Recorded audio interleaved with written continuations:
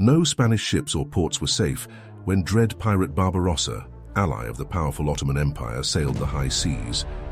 From his base in Algiers, North Africa, Hayreddin Barbarossa terrorized the western Mediterranean in the first half of the 16th century. He fearlessly hijacked ships and sacked ports, loading his pirate galleys with vast hoards of treasure and prisoners fated for slavery. Yet Barbarossa was much more than a soldier of fortune. He was a skilled warrior with a political instinct that led him to found a prosperous kingdom, allied with the Islamic Empire of the Ottoman Turks, and actively defy one of Christian Europe's most powerful monarchs, the Spanish Emperor Charles V. However, Barbarossa had modest beginnings. He was born on the Greek island of Lesbos, the son of a Christian renegade who had joined the Ottoman army. Oruk, Barbarossa's elder brother, was the first to take to the sea in search of adventure. It is unclear whether Oruk joined the powerful Ottoman navy or a merchant vessel, but in 1503 his ship was attacked and captured by the Knights Hospitaller, a Christian military order then based on the island of Rhodes in present-day Greece. Oruk spent 2 terrible years as a galley slave on one of the Knights' ships, but eventually managed to escape. Reunited with his brother, they settled on the island of Jerba, off the coast of Tunisia. The place was a veritable den of corsairs, and they enthusiastically joined their ranks. The brothers found they had a talent for piracy. Their attacks on Christian ships, especially Spanish ones, brought them huge amounts of loot and attracted the attention of the Emir of Algiers, with whom they joined forces. Soon they commanded a fleet of about a dozen ships, which they used to launch daring attacks on Spanish strongholds in North Africa. It was while attacking one of these that Oruk lost an arm to a shot from an early musket called a harquebus.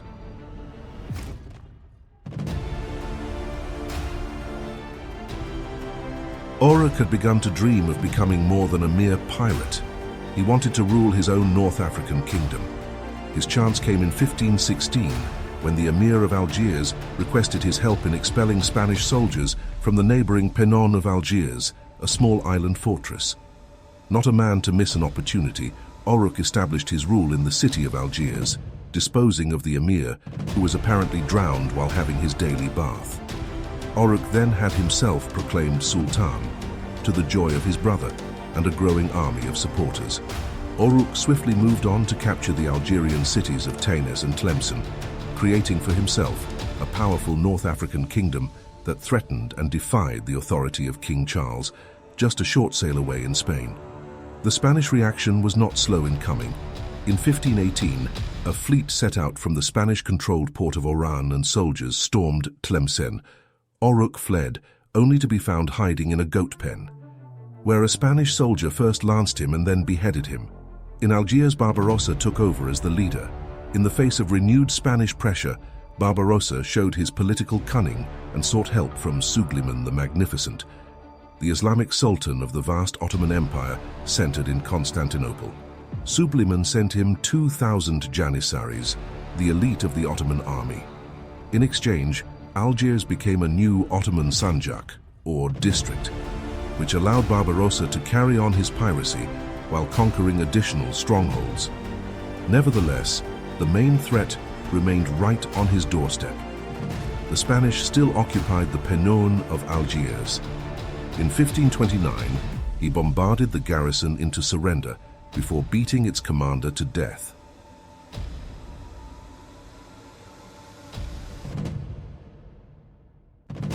Barbarossa's fame spread throughout the Muslim world. Experienced corsairs, such as Sinan the Jew and Ali Karaman, came to Algiers, drawn by the prospects of making their fortunes. But Barbarossa fought for politics as well as piracy. When Charles V's great Genovese admiral Andrea Doria captured ports in Ottoman Greece, Suleiman summoned Barbarossa, who quickly answered the call. To impress the Sultan, he loaded his ships with luxurious gifts: tigers, lions, camels, silk, cloth of gold, silver, and gold cups, and 200 enslaved women for the harem in Istanbul. Suleiman was delighted and made Barbarossa admiral-in-chief of the Ottoman fleet. Barbarossa now commanded over 100 galleys and galleots, or half-galleys, and started a strong naval campaign all around the Mediterranean. After reconquering the Greek ports, Barbarossa's fleet terrorized the Italian coast. Near Naples, Barbarossa and his men attempted to capture the beautiful Countess Giulia Gonzaga, who only narrowly escaped.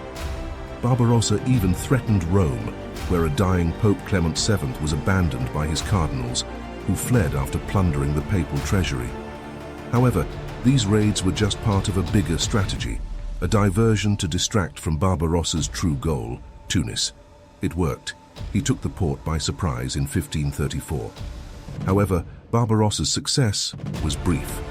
The following year, Charles V sent a mighty military expedition that managed to recapture Tunis after a week-long siege punctuated with bloody battles. Back in Algiers, Barbarossa was undaunted and out for revenge. He sailed to the western Mediterranean and, on approaching the Spanish island of Minorca, his ships hoisted flags captured from Spain's fleet the year before. The ruse allowed him to enter the port unmolested. When the meager garrison realized the deception, they attempted a defense, but surrendered a few days later on the promise that lives and property would be spared. Barbarossa broke this promise and sacked the city anyway, taking hundreds of people to sell into slavery.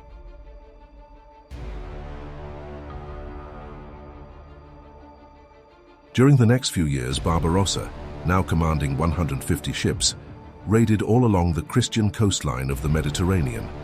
In 1538, cornered in the Ottoman port of Preveza, Greece, he defeated a stronger fleet commanded by Andrea Doria. In 1541, he also repelled the great expedition Charles V personally led against Algiers. Barbarossa headed from Italy to the French ports of Marseille and Toulon. He was welcomed with every honor, as France and the Ottoman Empire had formed an alliance united by their rivalry with Charles V. From France, some of Barbarossa's ships sailed along the Spanish coast, sacking towns and cities. In 1545, Barbarossa finally retired to Istanbul, where he spent the last year of his life, peacefully dictating his memoirs. He died on July 4, 1546, and was buried in Istanbul in the Barbaros Türbesi, the mausoleum of Barbarossa. The tomb was built by the celebrated Mimar Sinan.